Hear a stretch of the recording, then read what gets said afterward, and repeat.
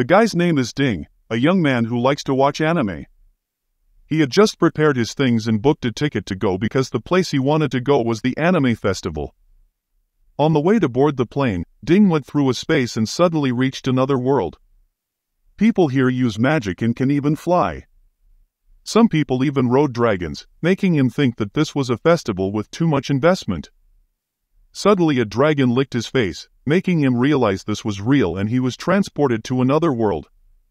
Later, an old man recognized him as someone from another city, so he took him to the academy to evaluate his abilities. With confidence, he arrogantly walked forward, and then this giant magic stone emitted a beam of white light. While being complacent, the two girls wanted him to leave because this magic stone would emit a color that matched each person's element. White meant nothing, but they checked again and found he still had a bit of the green element. They advised him to go home and practice before coming back. Ding met the old man again. He believes that no one is useless in this world, so if you want, you can garden with him. After all, you have some ability. Ding accepted because it was partly to earn a living. He learned how to garden from the old man and used his powers just to make the seeds sprout faster. He discovered there was a flower thief and lurked around until he was discovered. He was captured and threatened by someone. Ding brought home a depressed mood. He asked the old man whether useless people like them would always suffer humiliation.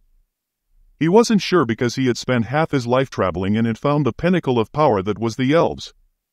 Goblins have great power, and he also found a way to grow goblins. That's by this seed. He tried for many years but couldn't grow it, so he let Ding try. He noticed that there was a seal written on it in Chinese, so he figured that this was definitely for him. He tried continuously for several days. He remembered that the method often seen in movies is to use blood as a sacrifice, so he endured the pain to get the blood from his little hand, but it had no reaction, leaving him helpless. In the evening, Ding went into the forest and discovered the flower thieves from before, but this time he learned the horrifying truth that this girl was a blood-sucking demon. A guy was bitten, so he wanted revenge. However, a student's ability was not enough to fight a demon, and he was captured. Ding panicked and ran away. Just when he thought it was safe, she appeared right behind him.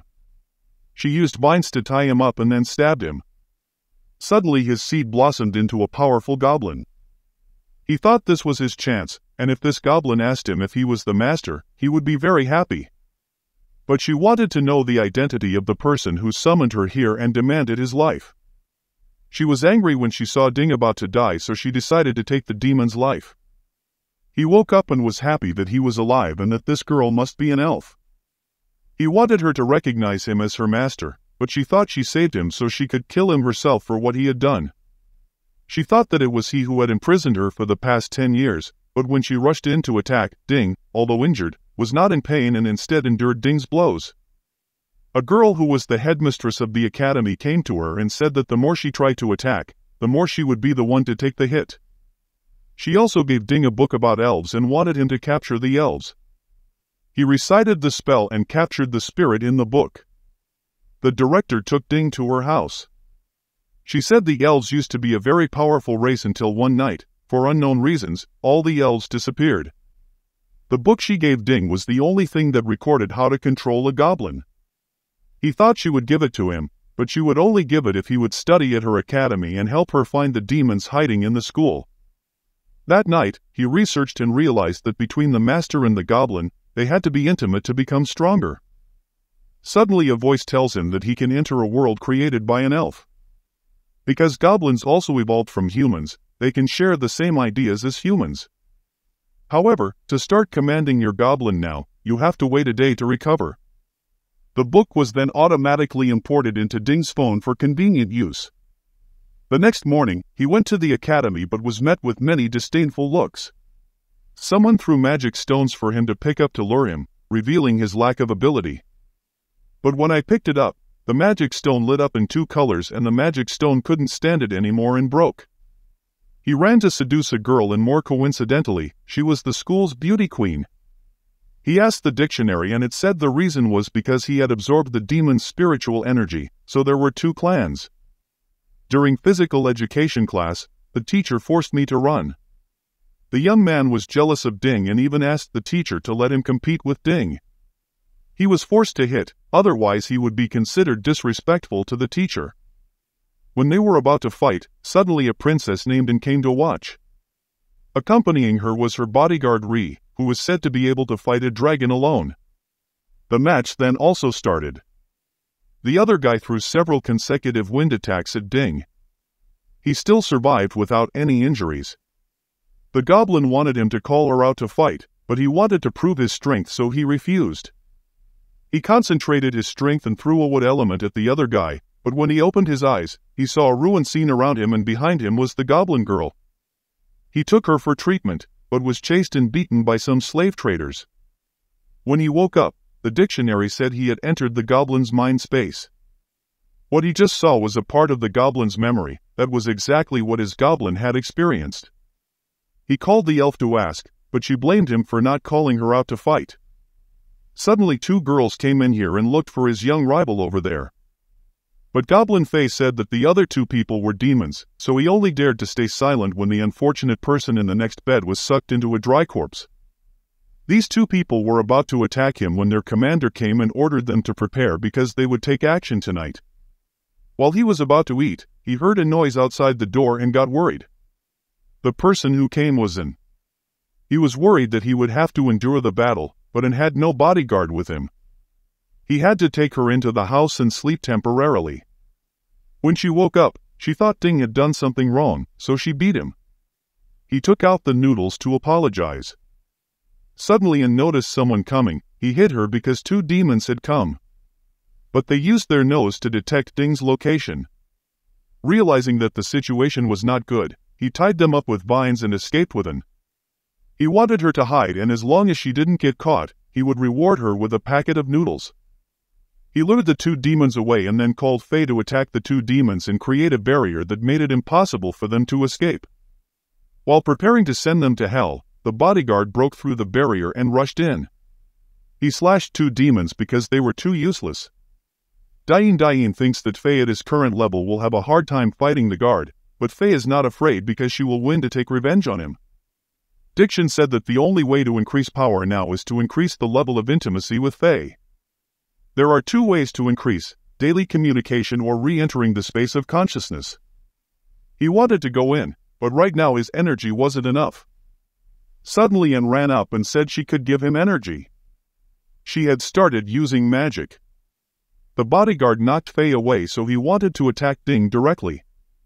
In order to protect him, she used her body to bear the blow. He has now entered Fei's consciousness and intends to warn her when someone tries to attack, but he is completely invisible in her eyes. Fei went to receive his reward and accidentally met Ding in this space. She wanted to buy the sword back, but he wouldn't sell it.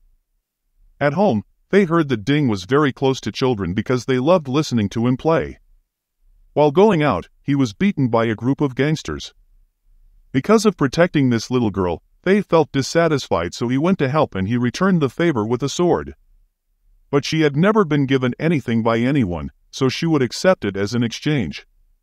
If she needed it in the future, just call and she would come to help. Even so, the real Ding saw that this person was clearly impersonating him and was definitely all just to please Fei.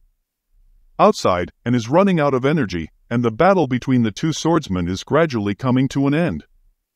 When the bodyguard always aimed at Ding, Fei once again shielded himself and used his own blood to tie him up.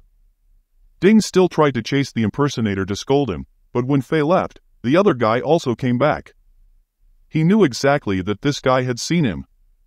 He thinks that Fei is the main female character in this game, so he has the right to approach her. The fake Ding then went to Fei's house and was threatened by her with a sword.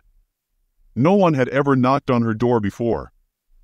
He said he came to give her some food, but being thrown down by her caused all the food to fall, so he left. The ultimate goal is still to make her feel guilty and change her mind. He confided in Fei about being a busker and liking the scenery of the Bainan flower field in an old mansion, so he wanted her to come with him. The next day, Fei went on an assassination mission. When she met the fake Ding, she hid her sword because she didn't want to let him see her dark side. When she got home, fake Ding made her something to eat. Fei wanted to know if he hated killing or not. Everyone hated it, but there was no other way to survive. Faye remembers when she was a child when she was protected by someone who risked his life. Unfortunately, it was Ding whom she can't see now. Faye later went on assignment when her employer noticed rumors about her initiation. He advised her to stay away, because one day her life would be harmed by the person she loved.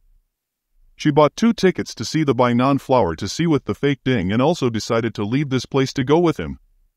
She went to the lighthouse where she met with the fake Ding, but she waited here for several days but he still did not come.